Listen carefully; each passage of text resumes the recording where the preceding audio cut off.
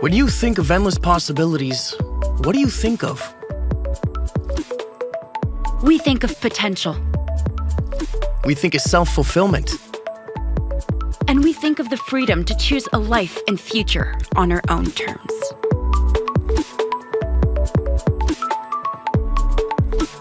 We think of cultural diversity, endless horizons, and infinite opportunities.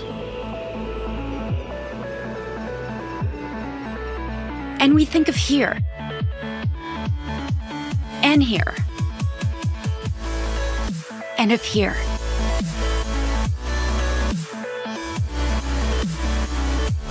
These are the places where students from around the world come to be challenged, to grow, and to immerse themselves in a rich and high-quality learning environment.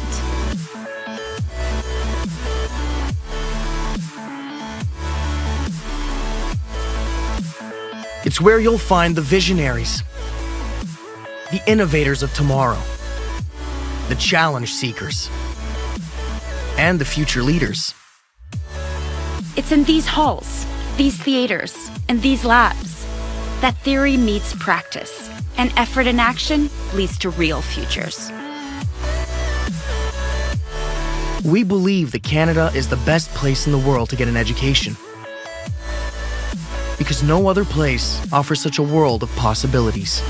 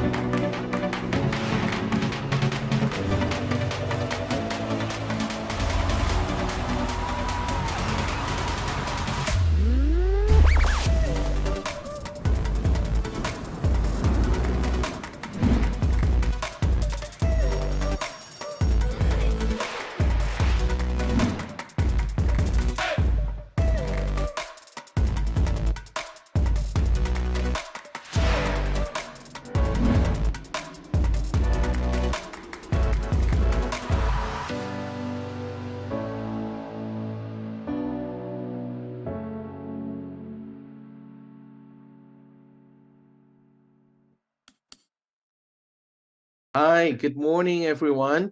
My name is Welly Gustono. I'm the director at Canadian Education International Indonesia. And welcome this morning for joining our pre-departure orientation session. I just want to take the time to congratulate all students. Well done.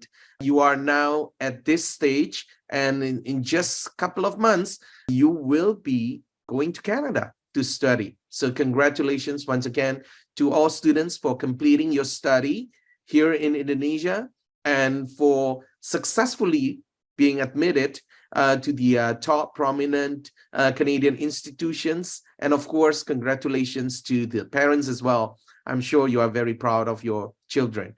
So thank you once again, everyone, for joining today's session. You are welcome to submit your questions anytime throughout the entire session. There will be Q&A, so no worries, and we will try to cover as much questions as possible. To remind everyone, we do have different sessions throughout this pre-departure orientation. The first session will be conducted by me, and I will be giving an overview about things that you need to pay attention to prior to departure, during departure, and upon arrival in Canada, generally from the perspective of a student, an international student. So let's begin. Now, I just want to remind everyone, just before you go, and this may seems like so typical message at the beginning, but I just want to remind students, you're going to be in Canada, in one of the best countries to live and to study in the world. So enjoy it. Enjoy this privilege, enjoy this moment, and, make sure that you experience to the max. And that doesn't mean only studying in the classroom, but to experience the whole package. the living quality, the education experience, the work opportunities that are available to you during and after study. Experience those, because that's really the true definition of success. It's not only categorized as an academic success, but it's your whole life. So I really encourage you, some of you, most of you, in fact, are probably going to study for a 4-year bachelor degree, right? 4 years flies very fast. So make sure you prepare yourself even from the beginning. And just by being here, listening to this pre-departure orientation, it shows that you are keen to learn, to prepare, to plan well, so that you can live the full experience of this wonderful privilege of being able to study in Canada. So make sure you take full advantage of it, take every opportunity, explore, do your research so that you can plan well. Okay, so remember, it's not just studying, it's not just having fun, it's a combination of both, and that will define your success in the future. Now, again, Canada is such a large country, right? It's second largest country in the world, with so much beauty, natural beauty out there that you can explore. Even though if you're going to be studying at one of the provinces, do take time in the summer or during break to travel and explore this vast country and be immersed to the culture, witness the beauty of the nature, and just explore the people and the country as well. As you can see in the pictures, Canada is very diverse, but it's not only the beauty, but also the people there, the art, the architecture, the food, the lifestyle. So explore all these things. But of course, before you are there are things that you need to prepare. And therefore, I prepared this checklist for you to see. It's very important, if you like, to have a screenshot of this checklist, so you will be able to refer to this list in the future. So if you have any information or you see any information on the screen that you find are useful, you are welcome to take a screenshot of it, okay? So first thing, very important, it's being underlined right there. All COVID-related travel restrictions have been removed. So you don't have to worry a thing about the restrictions. But you still need to be prepared and packed all the important stuff. So what are they? First, important documents. Make sure you have copies and also the original that you bring with you. Particularly the original, make sure that you bring them with you at all times in your hand carry. Don't put them in the luggage. The luggage can sometimes, something may happen, but always keep the originals with you in your hand carries. And always leave another set of copy, either scanned digital copy or hard copy at home, just in case. And of course, don't forget your passport and the temporary resident visa, which is stamped on your passport. Now, remember, this is not your study permit, and do not be alarmed, because you will only be getting your study permit when you have already arrived in Canada. And that's the next point. So what you should have received when you have your visa approved is a port of entry letter of introduction for study permit issued by the visa office. Okay, so there is a piece of paper that you can bring with you, So upon arrival in Canada, you at the port of entry, whichever airport that you arrive internationally, you will be handing this port of entry letter, and you will be exchanged with a study permit issued to you right there. Okay. Of course, you have already been accepted, but bring the copy of your letter of acceptance. And if you have already paid for your tuition fees or for your deposit, bring those receipts with you. Proof of funds that you have already submitted for your study permit application, bring another copy with you just in case it's being requested. Of course, the other academic documents like school transcript, TOEFL IELTS score, diploma of you or degree from your high school or from your college or from university, take them with you. Okay, let's move on to the next one. Contact information, the address and the phone number where you will be living in Canada, whether that's your homestay or maybe your dormitory department or just an international office or service center at the institution that you are going. Make sure you have those numbers in case you need to contact them when you first arrive in Canada. If you're using airport pickup service, it will be a good idea to have their contact information as well. Laptop, mobile phone, battery charger, adapter, you're welcome to bring them, but remember the outlet, the electricity outlet in Canada is 110 volts, unlike in Indonesia. Do prepare petty cash. We do not encourage bringing a lot of money on cash with you when first arriving to Canada, but you need to have some just in case while waiting for the fund to be transferred once you have already set up your bank accounts. So maybe about 1,000 Canadian dollars in smaller bills so that it's easier for you to use, especially when you first arrive in Canada. And of course, if you have a credit card from Indonesia, it will be great to have one just for emergency only. Personal items like toiletries, towel, bedsheet, blanket, pillows, and so on, you're welcome to bring these important stuff because especially at the beginning, it's probably going to be difficult for you if you have to buy a lot of large items and then you don't have a car, you have to use public transport. So these items are okay to bring. But remember, do not overpack. And this is also a reminder to the mothers and the fathers. I know they're going to be away, but believe me, Canada has all those things. So it's better to pack the ones that are important, the ones that may be more difficult to find, or maybe a bit pricey to buy in Canada. You can pack those, but try not to pack too many instant noodles in the back, if you know what I mean.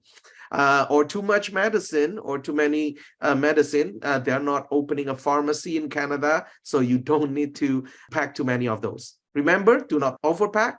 And students, pack it yourself. Don't let your mom pack it for you or don't let anybody else pack it for you. You have to know the items that you put inside in your own bag, and I will tell you why later on. But you need to note the airline policy on the checked baggage allowance. For North America travel, it's a two-piece concept. So you're able to bring 2 bags, but make sure each bag is usually not more than 23 kilos. You may try to ask the airline for extra baggage allowance, especially you are a student departing for the first time. So you need to check with the respective airlines for that. And don't forget prohibited, restricted item regulations by the airline, the liquid aerosol gel, and other custom requirements. Okay. Now, again and again, I will remind you, keep important and original documents as well as valuable items in the hand carry. And this on the right, download the latest version of the ArriveCan mobile app. Now, in the past, as one of the COVID regulations, you need to use the ArriveCan mainly to submit your vaccination records and so on. But at this point, the ArriveCan mobile app is used to submit your customs and immigration declaration. So there is a feature in the app, it's called Advanced CBSA Declaration, that you can use up to 70 hours in advance before you fly to Canada. So you can submit all the information first, and it will help you when you arrive in Canada, because I believe there is an emergency lane for those that have already had the advanced declaration. So download the latest version of the mobile app and try it yourself. Check in early and make sure that all boarding passes and baggage tags are all issued all the way to Canada. If you are flying domestic in Canada, meaning like you arrive at Canada and then you are doing a domestic flight to another city in Canada, you need to pick up your bags in Canada and then check in again for your domestic flight. But if you are arriving from an international flight and you are not doing domestic, then you can make sure that all your baggage tags are all the way to the point of entry in Canada. Okay, so check your boarding passes. Some boarding passes during transit will not be issued the boarding gate number yet. You will not know until you are at the transit point. Don't go crazy with all the duty-free shopping. Try to find your boarding gate number first to make sure that you are not missing your connecting flight, especially if there is delay. If there is delay, don't worry. The airline people are so great. You just need to let them know you have a very tight connecting, so you won't be missing the next flight. And keep your parents updated of your position. There is Wi-Fi everywhere now. Very easy to update your parents. Don't make them nervous or panic without any updates from you. You can always tell them where you are, so they will always be appraised or updated of your location. So stay alert during transit. When you first arrive in Canada, you will be meeting CBSA officer. Basically, they may be asking some questions, and those are all very basic questions, and you already have all the answers. In fact, you already have all the documents based on the checklist that I've provided to you earlier. So purpose of visit, obviously studying, and you have a letter of acceptance that you can show to them. How much money you are bringing to the country? As I said, don't bring too much, just enough petty cash for the first couple of weeks. And of course, you can also produce to them the supporting financial documents that I've also mentioned that you need to prepare in your checklist. What and where to study, again, it's available in your letter of acceptance, and what to bring. So this is why it's important that you pack your own bag so you know what's inside. There is no harm. I don't usually find that this list is being requested, but there is no harm in preparing a piece of paper with a list of items that you pack.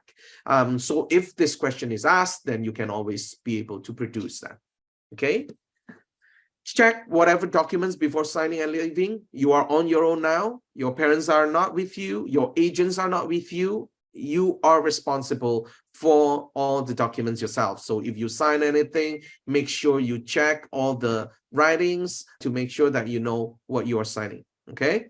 Don't forget to visit the campus when you have already arrived in Canada, even though it's not yet the beginning of the semester. So don't go to the campus on the first day of school. I really encourage you, especially if you arrive early, visit the campus and, find out where the International Student Office, and I'm sure there will be orientation session conducted by the Canadian institutions. Make sure you attend them. It's not optional in most cases, at least for your own benefit. There may be placement assessment tests, course enrollment, campus tour information, how to prepare student ID, and so on. Okay. And don't forget to, at one point, you don't have to do it right away, but at one point to find a time to register yourself to the nearest Indonesian embassy or consulate. We have the Indonesian embassy in Ottawa, and we have 2 consulates in Vancouver and Toronto. And in fact, now you can do this very easily by registering online. So you are in their system. So, whenever there is emergency or anything of that nature, you can always rely on their help. A lot of feedback has been given to us, especially in the past few years during COVID, for example, that the Indonesian embassy and consulates are really great. They've been very helpful. And in fact, even Permika organizations have some collaboration with the embassy and the consulates as well. So don't be a stranger, do register with them, okay? Set up banking, internet, phone service environment. So the names are all there, the names of the banks. Unfortunately, the only one that has presence in Indonesia is HSBC. So they probably able to set up a remote account even when you're still in Indonesia. If you're interested in that, you need to contact the HSBC banking representative to explore the option. Try to open either a checking or saving account, because these are probably the payments that are widely used, checks or debit card, in order for you to pay for your expenses in Canada. Internet package is a bit pricey compared to Indonesia, obviously, but it's 5G, people, right? So there's Bell, Fido, Rogers, Telus, Videotron, Virgin, or other brand that you can have a look. For this, my suggestion would be to ask the Permika students, because I'm sure they know the best package for students. Get health insurance program. I'm sure you have already been briefed about this, either by the school or the agents, that there are 2 kinds. There is the provincial healthcare program, but for those that don't have the provincial healthcare program, you can always purchase private institutional one, and it's usually being packaged together with your tuition fees. Okay, so this is very important, especially if you are living in a homestay. Spend time with your host parents and their family members. They are not like a hostel, or it's not like a hotel. Well, basically you're just in and out every day. Try to build relationships, because this is usually key. A lot of students, for them that have more difficulty adjusting or adapting to their homestay environment, is the one that has practically no relationship or no connection with the host parents or the family members. But for them that actually spend the time, try to get to know them, and that's one of the reasons why you are in the homestay to begin with, is for you to be more immersive with the Canadian community, and also the culture there. So spend time, and a lot of students that have done that, they find that their homestay experience is so great that they end up staying with the homestay for several years, for a few years. So I strongly encourage you to do so. And participate in the Indonesian International Student Association. PERMIKA will be a great example. And also other Indonesian or local religious communities that you can also join in as well. Explore the city, as I said, even explore the country, okay, when you have the time, and the public transport system. The public transport system in Canada is great. It usually be able to get you to a lot of places, unless, of course, if you are going, out of town and so on, then, renting a car may be necessary. But just for getting around within the city, it's the public transport system is completely accessible, and it's great, and it will get you to places, right? So, culture shock. There were questions submitted in the registration about this and how to adapt culturally while you are going to a new country, especially for a longer period of time. So let me prepare you in advance that there will be these 5 stages. Now, different people have different coping mechanism. So some will just fly through these 5 stages. Some people may spend a bit longer in some of the stages, but it's all completely natural, and all you need to do is to prepare yourself and how to respond to it. So there will be the honeymoon stage where it's very positive, but then there will be the hostility stage when negative emotions start to kick in. But when you adjust well, you respond well, you seek help if you need to, then you will finally be able to enter the adjustment stage and the interdependent stage. All right. So my first biggest suggestion is always try to find help, either from your friend that's there, or from a counselor, or from the school staff, anything, but do not keep it to yourself. You are not alone. You may be away from your parents, but you are certainly not alone. Okay. So learn about Canadian culture before leaving home. Pack up some mementos and maintain communication with family. Ask questions. Again, ask questions. If you're unsure of something, talk to other international students, PERMIKA students. Try to be involved in the organization. So you also have an Indonesian community that you can connect to. Use professional support service, the counselors, the consultants that are available at your institution. Get involved and participate in group events. Be open to new experience and ideas, and even make some new Canadian friends. So don't just stay with your Indonesian circle, but try to make friends, okay, with people from different parts of the world, and of course the Canadians as well. Try to relax. Don't take everything too seriously. If you got your first C, it's not the end of the world.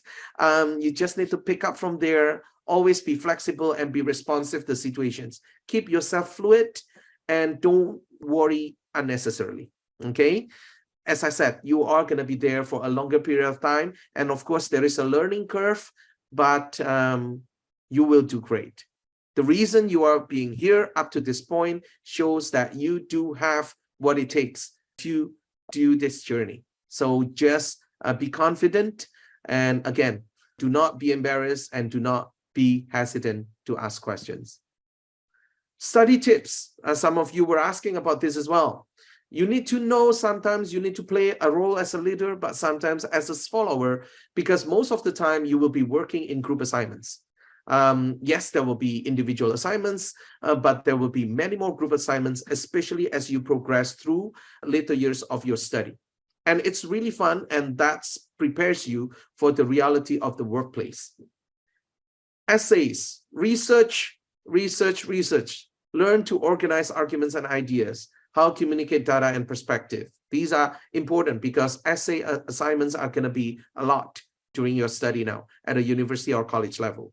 Presentations is another thing. So essay and presentation, these are the two things that Indonesian students need to prepare well so that you can perform well academically at your study. Seek help from your professor, teaching assistant, advisor, tutor, peer, or resource center if needed. And remember, plagiarism is a serious offense. I'm not sure about ChatGPT now, but obviously, I think it's also a form of plagiarism, and anything on that nature is a serious offense. Okay? So keep your ideas original. About work opportunities, I'll be brief. You can work full-time on campus. You can work part-time, 20 hours a week off campus.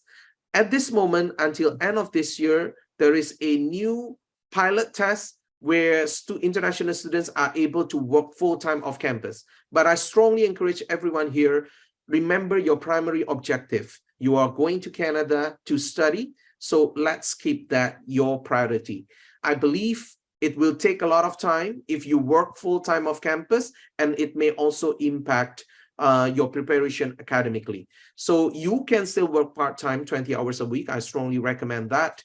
But remember that your school, your study should be the main priority. Okay? Rather than working off campus, I strongly encourage you to look at co-op or internship, because these are the work integrated learning programs that I always encourage students from Indonesia to explore, because this will have positive feedback to your study, so much more than just working off campus or even on campus. Okay? And just to remind everyone that you have the opportunity to apply for a PTWP, post-graduation work permit, which I'm sure everyone is already familiar about that by now. Okay, so that is it from me. Thank you so much for listening. You probably want to take a screenshot of this if you need to go back and find more information. Basically, most of the information that I presented come from these two sources. So you are welcome to take a screenshot, Adam, and keep it handy so you can always look back either to the Study in Canada portal or to the CIC official website.